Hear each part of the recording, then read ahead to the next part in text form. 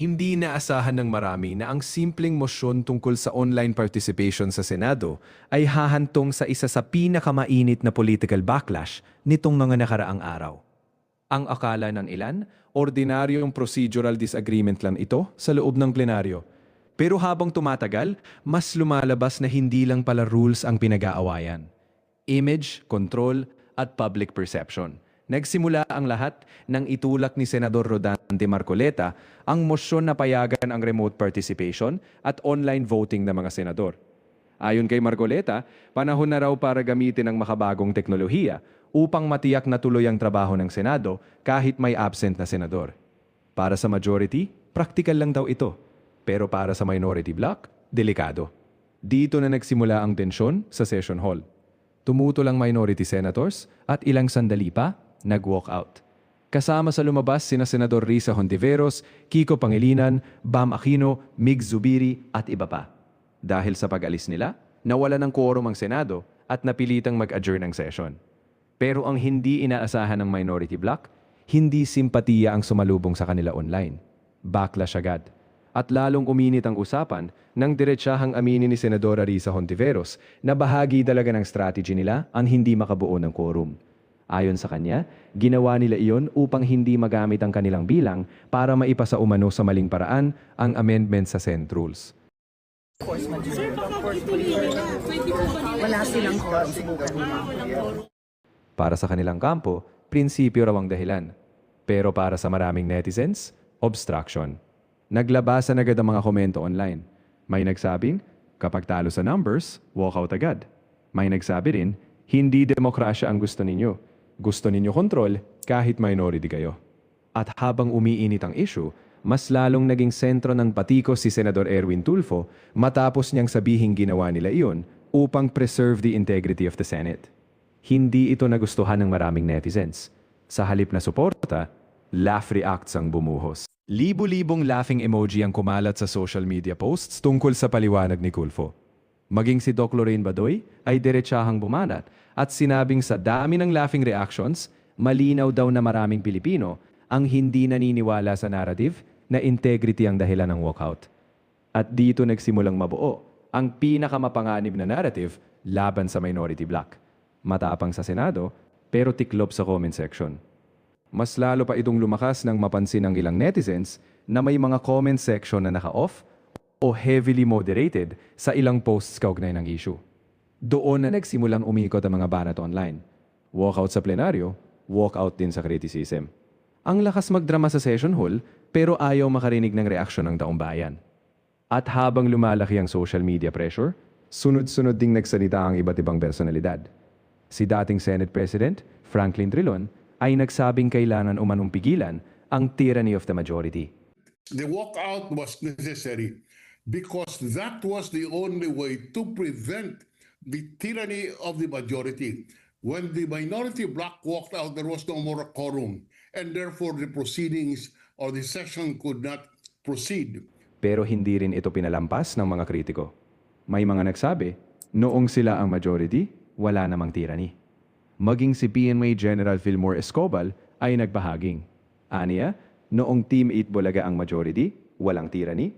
Ngayong minority sila, meron na. Ang dating tuloy sa marami, hindi raw prinsipyo ang issue. Kapangyarihan at sino ang may kontrol sa Senado. Kasabay nito, lumutang din ang emosyonal na panig ni Senador Mig Zubiri.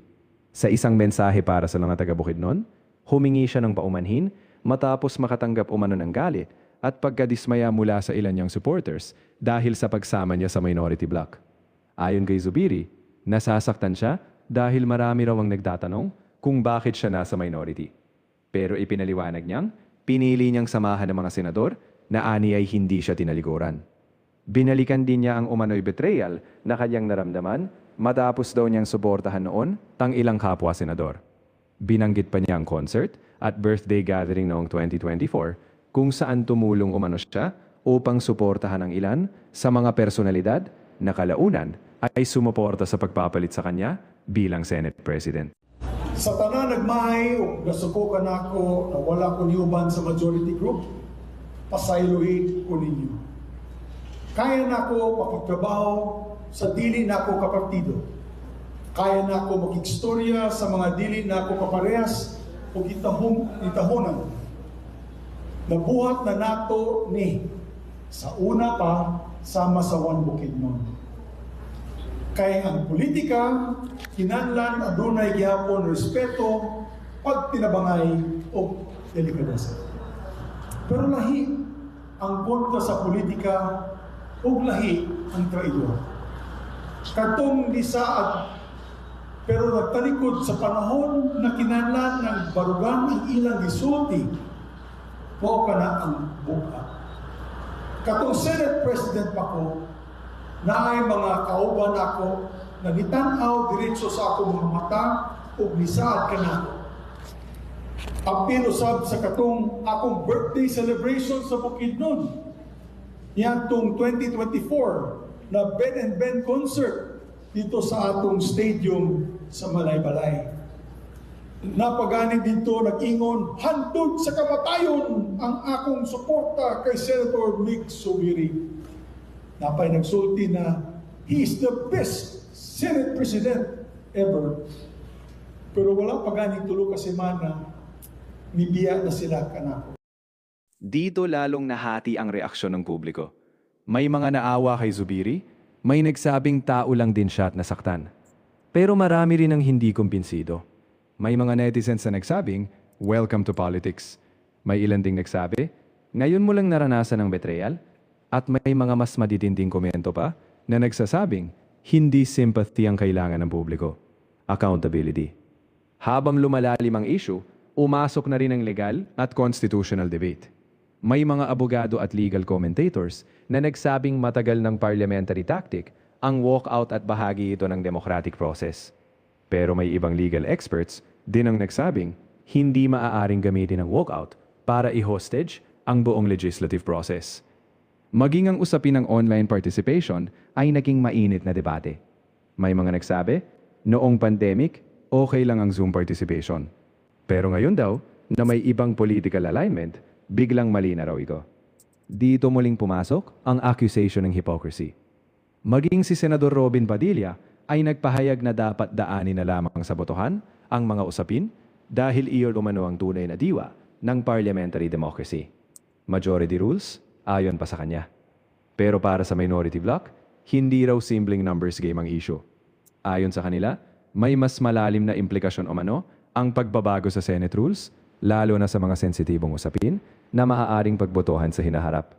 Kasabay nito, naglabasan din ang iba't ibang komentary online mula kina Daryl Yap, Kifi Chu, Joy Cruz, Rowena Guanzon at iba pang political commentators at influencers.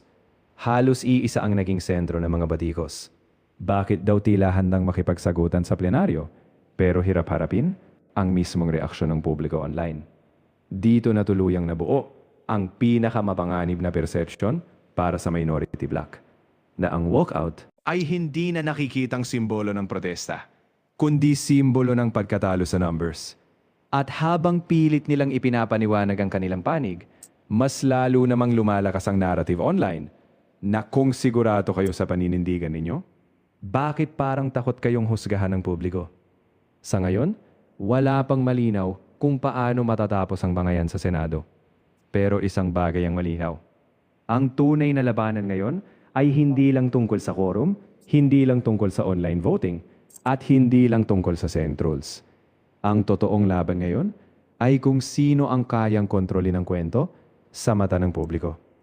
Dahil sa panahon ng social media, minsan hindi sapat na tama ka sa batas. Kailangan kampirin sa'yo ang taumbayan.